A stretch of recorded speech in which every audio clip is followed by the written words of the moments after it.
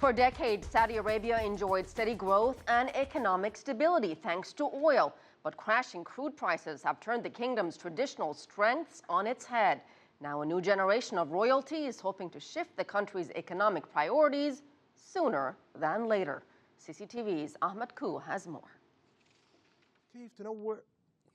Saudi Arabia's deputy crown prince, Prince Mohammed bin Salman, is ready to get beyond the doom and gloom mindset about his country's future.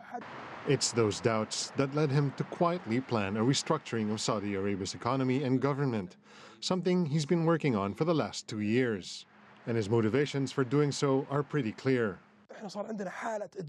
We have all developed an unhealthy oil addiction in Saudi Arabia, and this is dangerous and has hampered development in many sectors during the past years. In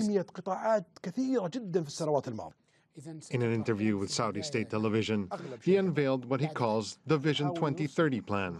It's meant to let the country, quote, live without oil by 2020. And it's obvious why. Falling global oil prices, down as much as 70% since 2014. Worse, the International Monetary Fund says it's not going to get much better anytime soon. 2016 is going to be a continuation of a low oil price environment. So we're going to see a further probably $100 billion or so in terms of lower revenues from oil exports. That's why the prince says Vision 2030 is crucial. The plan will create a $2 trillion sovereign wealth fund by selling a 5% stake in state-owned oil giant Aramco.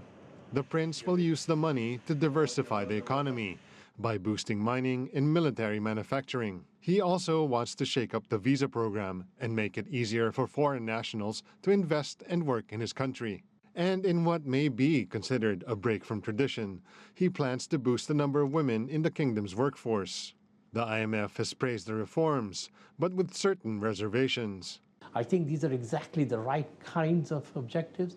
The level of ambition responds to the challenge that is faced, and the key going forward will be to ensure that the capacity is there in terms of institutions, in terms of the frameworks to deliver on the objectives of transformation. Saudi Arabia's economy is already showing signs of stagnation, and 2016 is expected to see even slower growth. The prince faces a tough task ahead, but some say his fresh approach is just what the kingdom needs to wean itself off of oil.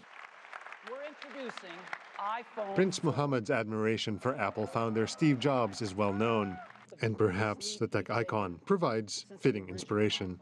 Jobs, after all, saved a stagnating company and turned it into one of the biggest and most profitable in the world.